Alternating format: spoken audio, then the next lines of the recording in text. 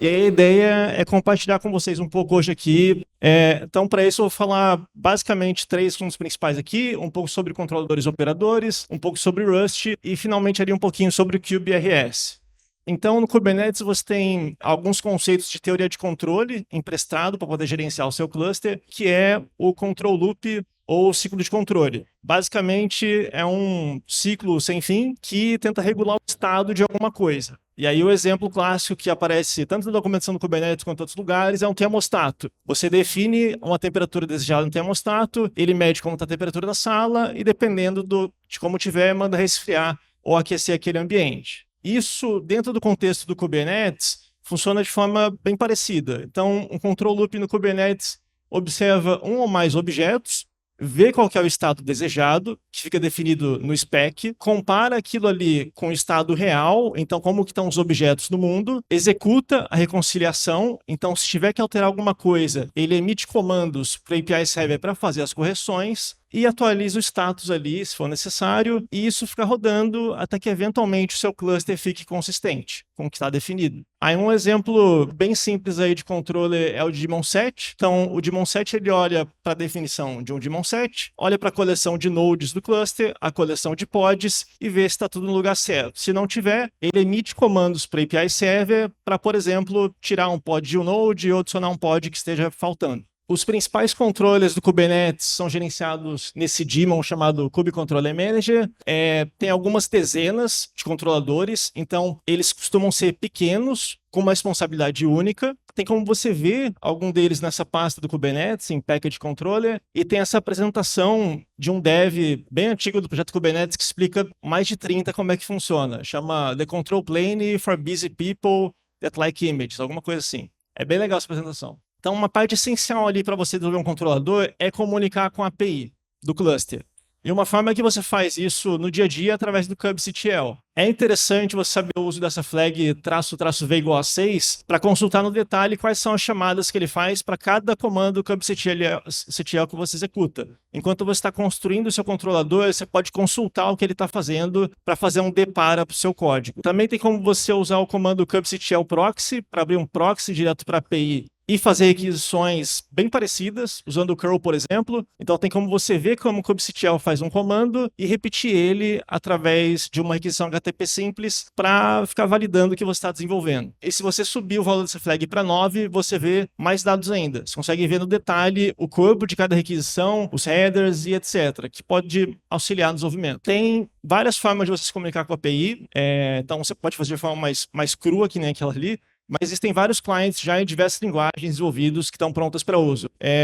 Tem alguns oficiais nessa org do GitHub chamado Kubernetes Client. Outra parte importante para saber, para poder criar um operador, é o conceito de CRDs, os Custom Resource Definitions. Tem como você estender os tipos que existem no seu cluster usando esse tipo aqui. Então, nesse exemplo, eu estou definindo um tipo novo chamado Database, que faz parte do grupo KCD-RIO-BR ali, e aqui eu cortei, mas dali para baixo eu escreveria um JSON schema especificando tudo que esse objeto precisa. E uma vez que eu faço isso e mando para o meu Kubernetes, eu consigo usar, instanciar objetos desse tipo de recurso. Então aqui tem um exemplo, a database ali tem só 2 atributos para exemplificar, um tamanho e um placement, e eu consigo começar a escrever esses dados no cluster e consultá-lo. Só que só escrever e consultar não vai fazer nada, estou só salvando o valor e lendo. Então, geralmente você constrói uma automação para poder ler esse tipo customizado, por exemplo, database, olhar para outras coisas no cluster, por exemplo, deployments e PVCs, fazer as alterações necessárias no API Server para poder fazer que esses bancos de dados que eu declarei se concretizem em bancos de verdade que eu posso usar. No caso, eu precisaria desenvolver esse Database Controller. Esse parzinho de coisas que foram criados, que é o resource customizado e o controller customizado, é o padrão de operator. Então, quando eu estou desenvolvendo o operator, eu crio um CRD e um ou mais controllers ali para poder gerenciar esses objetos novos que eu estou instalando no meu cluster. Agora, eu vou falar um pouco sobre Rust. Se você abrir a homepage, eles destacam 3 características principais da linguagem, que é performance, confiabilidade e produtividade. Esse terceiro aqui, na comunicação, no dia a dia, eu vejo que é meio ignorado. Tipo, muita gente fala que quando você escreve Rust, faz algo que é performático, é seguro, etc., mas que perde-se produtividade. Aí eu quero tentar mostrar hoje que isso não é tão verdade assim. Tem bastante esforço para que um dev Rust seja tão produtivo quanto outras linguagens. E isso tem alguns efeitos práticos. Então, algumas curiosidades da linguagem. A versão 1.0 lançou em 2015. O Stack Overflow, todo ano, faz uma survey com desenvolvedores e desde que lançou, todo ano, Rust ganha na categoria de linguagem mais admirada ou mais amada pela comunidade. Então, ganhou em 2016, 2017, até ano passado ganhou. E foi a segunda linguagem de programação usada no kernel do Linux. Então, durante dezenas de anos, Linux foi desenvolvido exclusivamente em C. Nesse meio tempo apareceu um monte de outras linguagens, mas nenhuma delas foi usada além de Rust. Isso começou recentemente, 2023, mais ou menos. A comunidade de Rust, ela foi formada ali no início por pessoas que veio de outras linguagens. Então, tem gente que veio do C++, tem gente que veio de linguagem de scripts, tem gente que veio de linguagens funcionais. A evolução da linguagem ela é feita através de RFCs inspirados nos PEPs do Python. Então, a linguagem perdeu bem cedo aquela figura do ditador benevolente. Quem define o futuro da linguagem é a própria comunidade. Então, você tem ideias interessantes de vários desses grupos concretizados ali no ecossistema. Uma característica importante da linguagem é que ela não vem com baterias inclusas. Então, Rust ela foi construída desde o início com a ideia de suportar várias plataformas. Então, você pode compilar um negócio que roda no Windows, você pode compilar um negócio que roda num ARM sem sistema operacional. Uma das coisas que é feito para isso acontecer é que você tem que ter uma stdlib bem enxuta. Então, você não tem muitas funcionalidades disponíveis na Standard Library. Mas existe um conjunto de pacotes que são padrões da comunidade, que estão nesse site chamado blessed.rs. Então, se você quiser ver lá, por exemplo, como que eu faço uma requisição HTTP, como que eu gero um número aleatório, coisas desse tipo, que você precisa de um sistema operacional, as principais bibliotecas estão aqui. Existem muitas ferramentas boas de desenvolvimento e a maioria delas são oficiais, então tem grupos de trabalho da Fundação Rust ali que o pessoal fica dedicado a desenvolver e manter essas coisas. Então, os pacotes ficam no site crates.io. Você tem uma ferramenta chamada Cargo, que faz o build, gerenciamento de dependência, roda a aplicação em modo de desenvolvimento, também é ela que roda os testes, gera documentação, roda testes dentro da documentação. Então, exemplos de código que estão dentro da documentação, eles são testados e compilados constantemente. Dificilmente você pega uma documentação desatualizada. Isso é bem legal. Também tem suporte a exemplos. Então, além de exemplos dentro de documentação, você costuma ter programinhas pequenos de exemplos que também são constantemente testados. Então, não é raro, é bem comum você entrar num repositório do GitHub, de uma biblioteca, e ter uma pastinha examples com uma série de exemplos de como fazer as coisas. E também vem com a ferramenta embutida para rodar benchmarks. Também tem ferramenta oficial para fazer formatação de código. Então, não precisa perder tempo discutindo onde vai quebrar a linha, onde fica o colchete, onde fica... Isso é automático. Tem um linter também chamado Clip, com muitas regras. Ele é bem customizável também. Ele é bom. E o Rust Analyzer, que é o servidor de LSP que você instala numa IDE, por exemplo, VS Code, para receber sugestão de código, corrigir alguns detalhes, enfim. Isso tudo é mantido por grupos oficiais da linguagem. A linguagem também tem um sistema de tipagem bem forte e algumas consequências disso são boas mensagens de erro. Quando seu código não compila, geralmente vem uma explicação bem detalhada por que ele não compilou e às vezes vem inclusive uma sugestão de como corrigir de forma rápida. Você tem uma boa experiência no geral na IDE, o autocomplete funciona bem. Que nem eu disse, se aparecer ali algum motivo para não compilar, com poucos cliques geralmente se resolve o motivo. Você tem pattern matching, que é um negócio que vem de linguagem funcional que ajuda a organizar código, escrever código um pouco mais seguro. Você tem memory safety, thread safety. Memory safety é mais relevante para quem programa em C, eu acho, que o seu código não vai ter vulnerabilidade de segurança por causa do gerenciamento de memória. E a parte de thread safety, ela é bem bacana, inclusive no contexto de operators, porque você consegue, por exemplo, compartilhar um cache de memória entre múltiplos controladores rodando no mesmo processo, sem ter condições de corrida. Então, você está usando cache, sua aplicação está ficando rápida, você está compartilhando essa informação em várias threads, sem ter um bug ali e consumindo poucos recursos. E como esse sistema de tipagem ele é bem forte, bem exigente, tem quase um efeito místico da linguagem, que é que se o seu código compila, você pode ter algum erro de lógica ainda, mas, claro, né, vai rodar do jeito que você esperava. Você não vai ter nenhuma surpresa. Aí, Rust começou a ser adotado em várias empresas, mas, enfim, eu trouxe aqui alguns dados do Google, que mediu essa adoção num grupo de 1.000 desenvolvedores, de 2022 para frente. Então, 2/3 dos devs começaram a se sentir confiantes em contribuir para a base de código em Rust com 2 meses ou menos. 1/3 fica tão produtivo quanto outras linguagens, também em 2 meses ou menos. E esse número sobe para metade em 4 meses ou menos. E eles destacam que esses números são semelhantes para outras linguagens dentro ou fora da Google. Então, você não tem ali uma dificuldade aparente tão forte de começar a adotar Rust comparando com outras linguagens. Também dentro da Google, eles começaram a reescrever em Rust alguns temas que foram feitos originalmente em Go, e os efeitos que eles mediram foi que o tempo e o tamanho do time que você precisa para fazer isso é bem parecido, então você não gasta mais pessoas ou mais tempo para fazer isso, você reduz a quantidade de memória que esses programas precisam para rodar, começa a apresentar menos defeitos ao longo do tempo. E aí mais algumas percepções dos desenvolvedores essa mesma pesquisa é que mais da metade deles acham que revisar código em Rust é mais fácil. 77% acham que a qualidade do código deles ficou melhor quando eles começaram a escrever em Rust. 85% sente confiante que o código é mais correto, tem menos chance de dar defeito, que é um número bem expressivo. A restrição ali do compilador te traz bastante confiança de que você está fazendo é algo que vai funcionar e vai funcionar bem.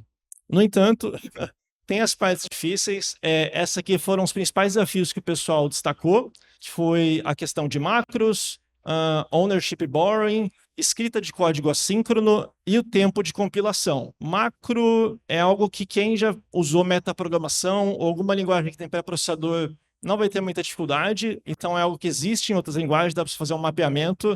Ownership borrowing é algo que é exclusivo de Rust, esse não tem como contornar, é algo que você tem que aprender a lidar.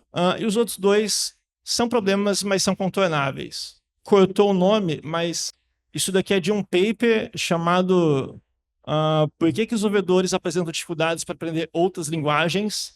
Então, alguns pesquisadores mediram interferências no aprendizado, e uma possível causa de interferência é quando você está aprendendo uma linguagem que tem um conceito que não tem mapeamento de nenhum outro conceito parecido para a linguagem que você conhecia. Aí aqui tem uma citação interessante de um dos devs que foi entrevistado, que é: no Rust você tem esse conceito alienígena que é o borrow checker, tipo, destacando que é algo que é muito específico da linguagem e não tem nenhuma outra. Vamos falar então um pouco o que é esse borrow checker que tem que ser superado para poder começar a usar. Então aqui tem um exemplo pequeno de Rust, três linhas ali de código. Na primeira eu estou jogando uma string hello numa variável S1. Na segunda ali eu estou fazendo uma associação, aparentemente, S2 igual a S1.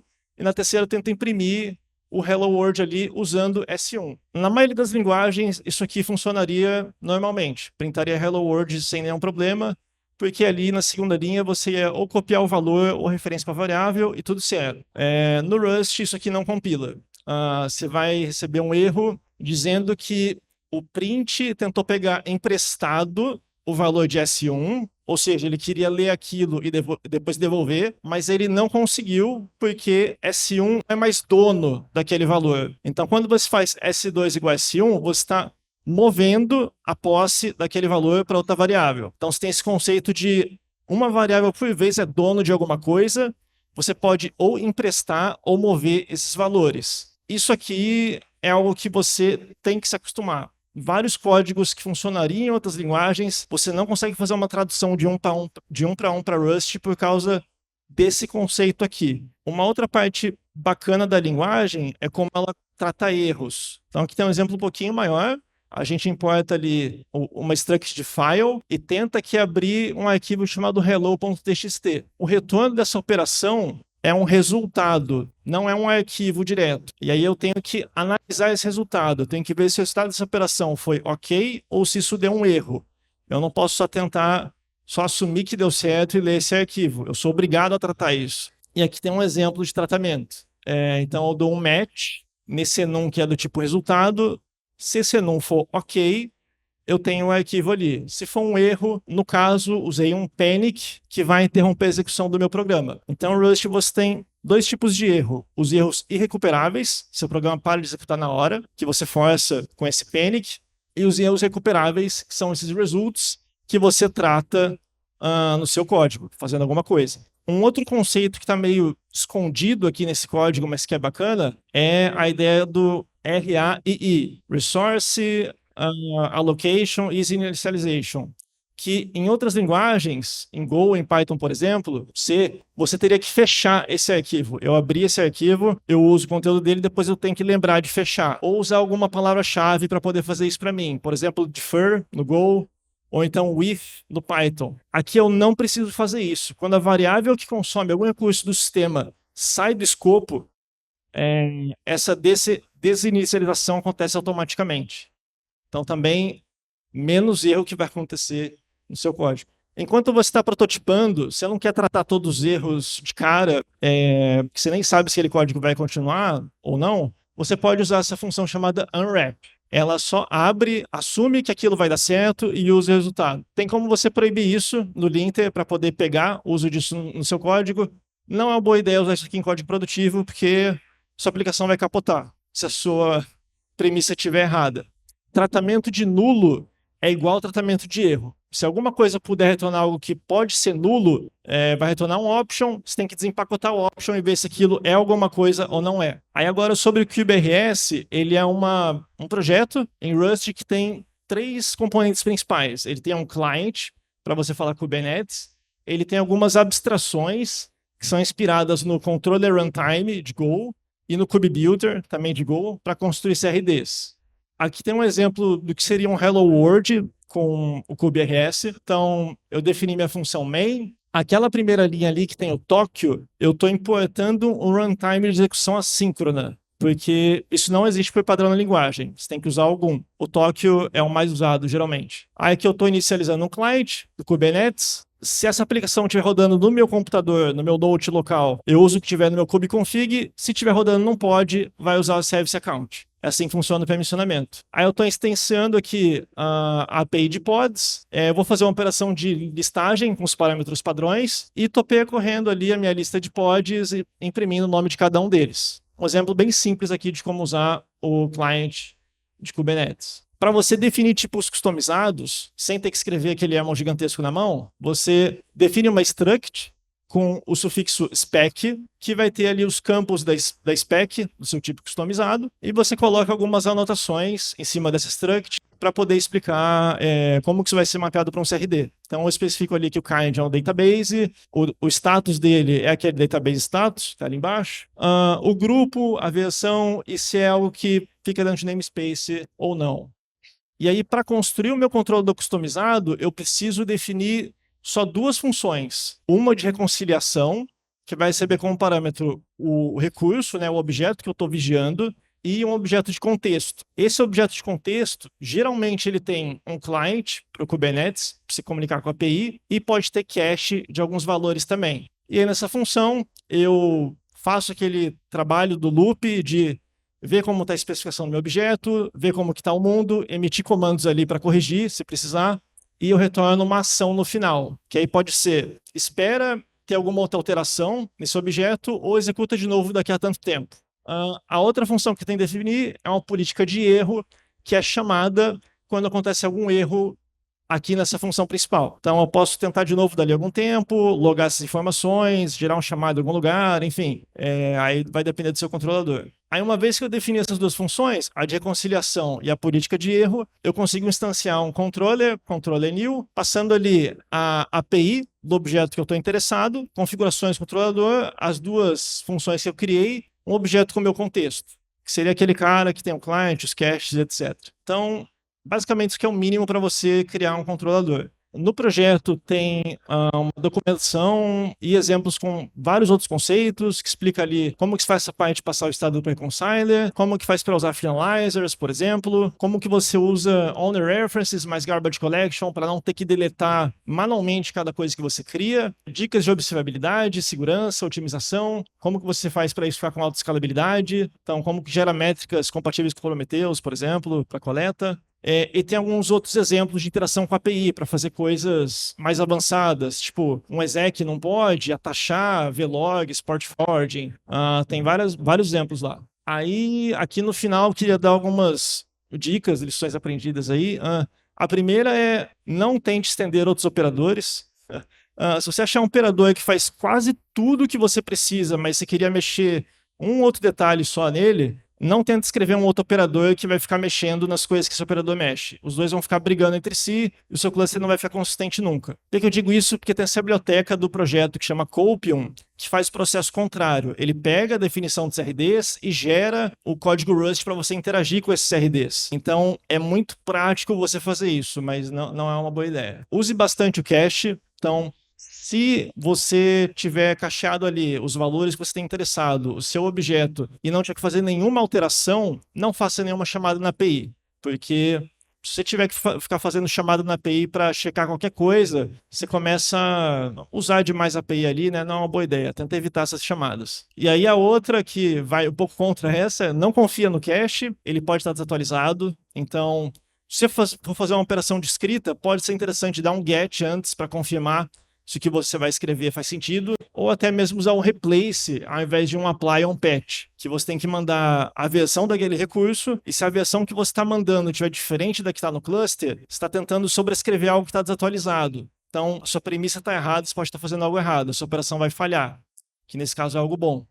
Mais algumas dicas: use labels para marcar o que o seu controlador está criando, server-side apply.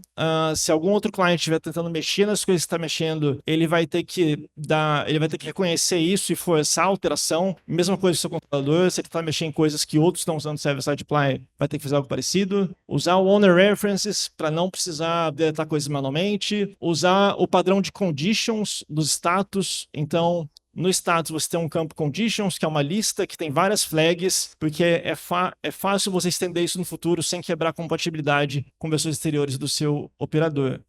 A função de reconciliação, ela tem que ser idempotente para não ficar fazendo o cluster ficar mexendo à toa nos objetos dele, e tem que ser rápido. Se por algum motivo o seu controlador parar de executar e começar a executar de novo, o pod quebrou ou ele foi para outro node, alguma coisa assim, ele vai ter que reprocessar todos os objetos customizados do seu cluster. Então, isso tem que acontecer rápido. A última dica aqui é uma sugestão de como fazer o design do código. Lá eu estou separando a aplicação em duas camadas principais. Uma casca, que é responsável por executar o código assíncrono, e ela não tem nenhuma lógica de programação, e o core, que só tem código síncrono e tem toda a lógica do meu reconciler. Então, o reconciler, que está ali na casca assíncrona, ele joga os valores do meu objeto e das coisas que tem que verificar para o core. O core vê ali o que tem que ser feito e retorna uma lista de comandos para minha casca para ela executar. Aí, motivos para fazer isso é que, se você ficar decompondo funções assíncronas no Rust, a assinatura dessas funções vai ficar complicada. Então, se você decompor uma função que é síncrona, a assinatura dessas funções é bem mais fácil de entender. O código no shell vai ficar mais simples também. A decomposição do core vai ficar mais fácil. É mais fácil você escrever os testes para essa parte aqui, que é a parte importante da sua aplicação. E se isso daqui tiver em uma crate, que é um pacote, e essa parte estiver em outra, o código também compila mais rápido. Então, essa forma de organizar o código facilitou bastante o desenvolvimento no dia a dia. E é isso. Obrigado.